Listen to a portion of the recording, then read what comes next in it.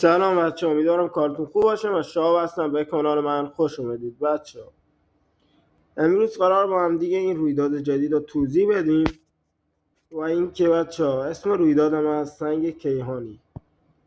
من که بچه ما از زمین اورستری یک نیرو دریافت میکنیم سنگیه و الان بهتون نشونش بدم.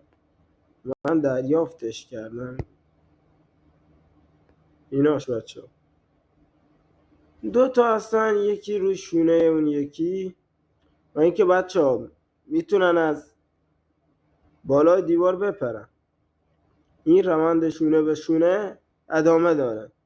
بچه در کل اگه بگم نیروی قویه، تحمل ضربه 11,000، آسیب 335، نوع انفجار منطقه زمینی و هوایی، سرعت 12، فضای مورد نیاز 40.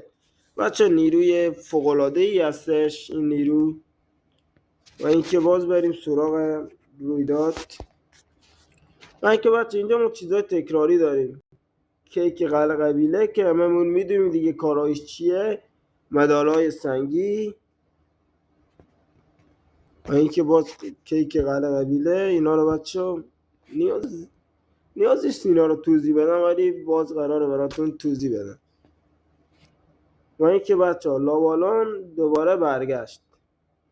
لاوالان بچه نیروی خوبیه واقعا، ولی بچه ضربش هم عالیه. آسیب در زمان خرابی 1000. و همینطوری که بچه خودتون جدول دارید مشاهده میکنید.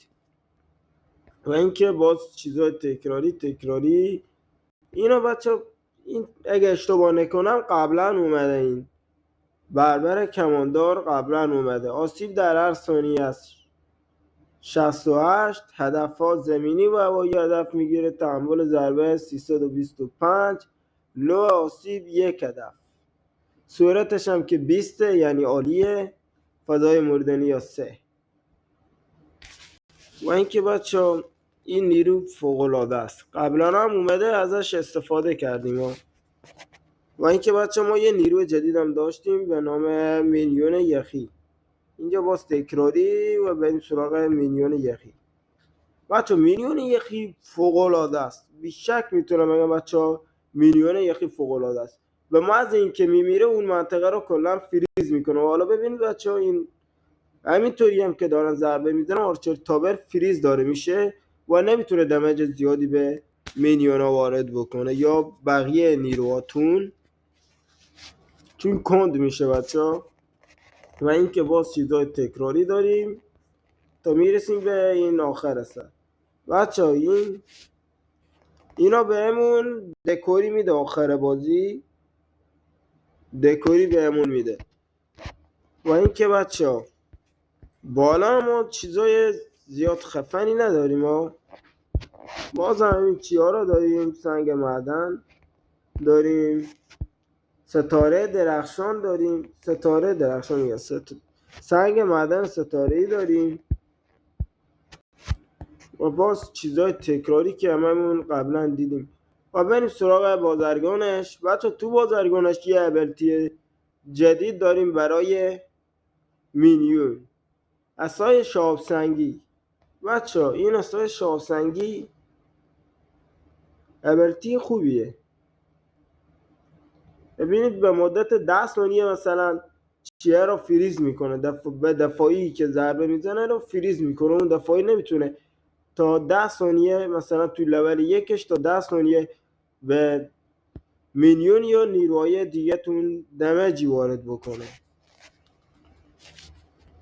و اینکه بچه ها بازم 2 تا دکوری داریم. فانوس کیهانی، کتاب نفرین شده. این 2 تا بچه ها دکوری های جدید بازی هستن که میتونیم با 3100 تا همین نوارا دریافت بکنیم.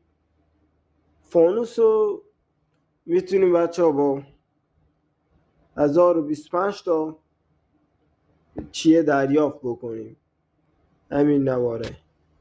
و اینکه بچه این پایین بازم این سنگ معدن و اینا رو داریم که تکراری هن. و اینجا بچه ها ابیلیتی ها رو داریم 3100 تا نوار میخوان بچه ها. چکمه برقی رویال چمپیون، دستکش غولاستا، تیر یخزده کوین و گلوله آتش رویال. ببخشید بچه ها چی رو داریم؟ واردن رو داریم، گلوله آتش واردن رو داریم. و اینکه بچه به نظر من اگه حالا میخواید بخرید یه چیزیه که این قدرت ها رو ندارید بچه به جای اون چیه اسای شاهسنگی به نظر من یکی از این 4 تا رو بخرید اگه ندارید. اگه اینا رو دارید مشکلی نیست این اسای شاهسنگی رو بخرید. و اینکه بچه چکمه رویال چمپیون خیلی عالیه، یکی چکمه رویال چمپیون و یکی هم گلوله آتش چی واردن. بچه من این اسم واردنه رو همش یادم میره واقعا.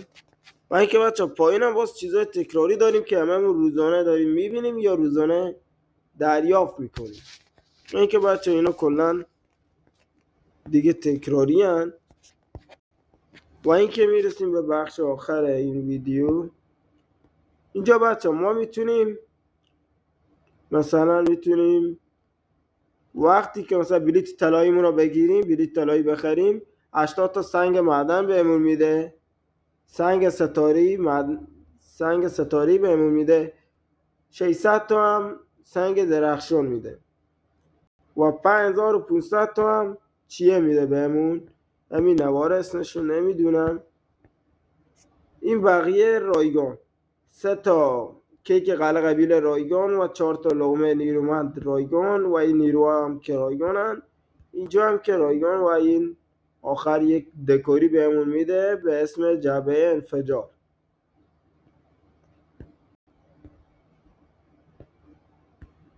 و این که بچه این بود از ویدیوی امروزمون. امیدوارم که از این ویدیو خوشتون اومده باشه. اگر از این ویدیو خوشتون اومده حتما ویدیو رو لایک کنید، کانال ما رو سابسکرایب کنید، یک کامنت انگلیسی هم بذارید که ثابتون نپره. عشق منید. تا ویدیو دیگه، خدا نگهدار.